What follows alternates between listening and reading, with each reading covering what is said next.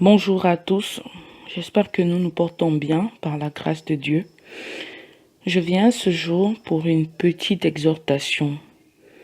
J'aimerais parler à quelqu'un qui se trouve dans une situation de compromission et de complaisance. Quelqu'un qui délibérément pratique le péché et s'y plaît. Il est écrit dans Romains 6, verset 23, « Car le salaire du péché, c'est la mort, mais le don gratuit de Dieu, c'est la vie éternelle en Jésus-Christ notre Seigneur. » Mon frère, ma sœur, la parole de Dieu, c'est la parole de Dieu. Elle est immuable. Elle est la vérité. Elle ne change pas. Il est écrit que le salaire du péché, c'est la mort. Tant que tu vis dans le péché, même si tu vois que dans ta vie, il y a certaines choses qui se réalisent, même si tu vois que dans ta vie, il y a quand même certaines bénédictions que tu continues de recevoir, même si tu vois que tes affaires continuent de prospérer, malgré que tu marches dans l'impudicité, même si tu vois que tes études continuent de prospérer, tu continues d'avoir des promotions au boulot, malgré que tu vis dans l'adultère, malgré que tu vis dans le mensonge et que tu te complais dans ces choses, sache que tu es en train d'accumuler une dette envers l'ennemi, envers le diable. La parole de Dieu dit clairement que le salaire du péché, c'est la mort. Ne pense pas que c'est parce que tes affaires prospèrent toujours. C'est parce que tu continues à avoir de bonnes notes à l'école, malgré que tu es impudique, malgré que tu voles en secret, malgré que tu pratiques telle ou telle chose, que le Seigneur t'est agréable. Non, le Seigneur ne t'est pas agréable. Il faut que tu arrêtes de te voiler la face. Parce que la parole de Dieu dit, noir et blanc, que le salaire du péché, c'est la mort. Et tant que tu continues d'accepter, de vivre et de marcher dans la pratique du péché, ça veut dire que tu es conscient que ce que tu fais là, ce n'est pas bien. Mais tu continues chaque jour d'évoluer dedans. Et tu te dis que peut-être Dieu comprend ta faiblesse, puisque de toute façon, ta vie prospère. C'est un piège. Parce que le salaire du péché, c'est la mort. Et l'ennemi finira par t'avoir. Donc, je t'exhorte à arrêter.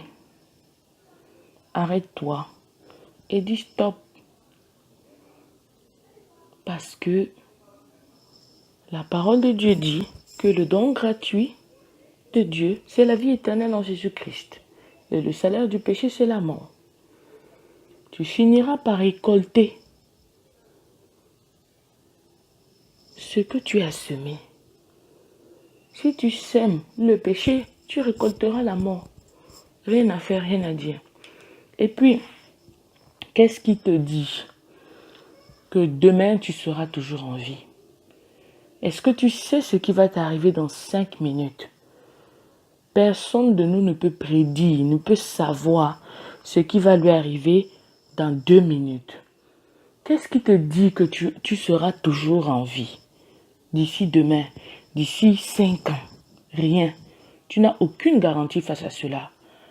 La parole de Dieu dit aussi que si vous entendez sa voix, n'endurcissez pas vos cœurs comme lors de la révolte, parlant des enfants d'Israël.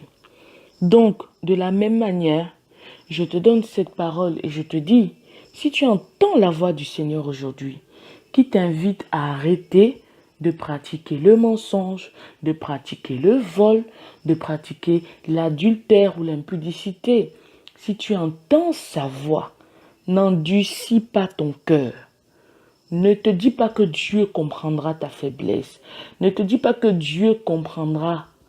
Refuse tous les raisonnements que tu as toujours eus et qui t'ont maintenu et encouragé à continuer à pratiquer ce péché refusent ces raisonnements-là. Donc, si tu entends sa voix, n'endurcis pas ton cœur, mais répands-toi. Répands-toi, parce que la grâce de Dieu est encore disponible. Le Seigneur t'aime, le Seigneur m'aime, et il veut que toi et moi, nous marchions en accord avec sa parole. Alors arrête de pratiquer le péché. Répands-toi afin d'être agréable au Seigneur ton Dieu.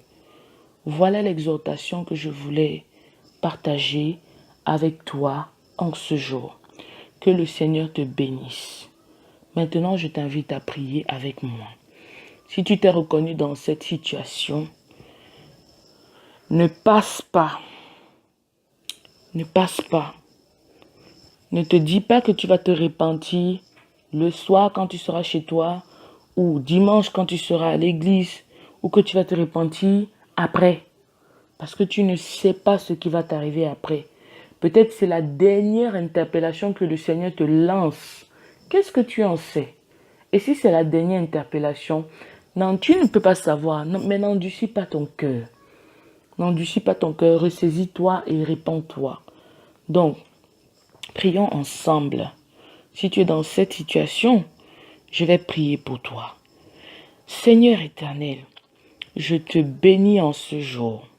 Ta parole dit dans Jean 3,16 que tu as tant aimé le monde que tu as donné ton Fils Jésus-Christ afin que quiconque croit en lui ne périsse point, mais qu'il ait la vie éternelle.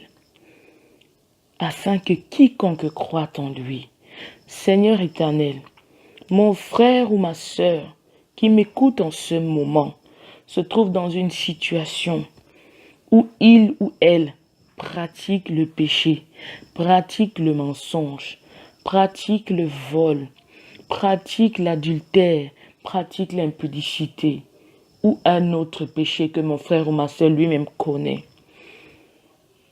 Mon frère ou ma sœur s'approche de toi aujourd'hui et veut se repentir, veut abandonner ce péché, mais n'a pas la force.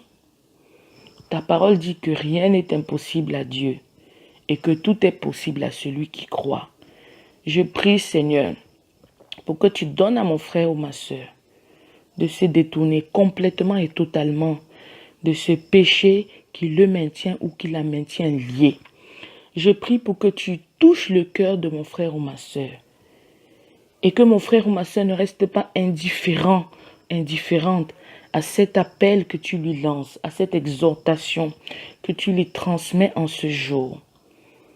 Je prie pour que tu donnes à mon frère et à ma sœur de se repentir et de ne pas regarder en arrière, de ne pas revenir sur ses pas.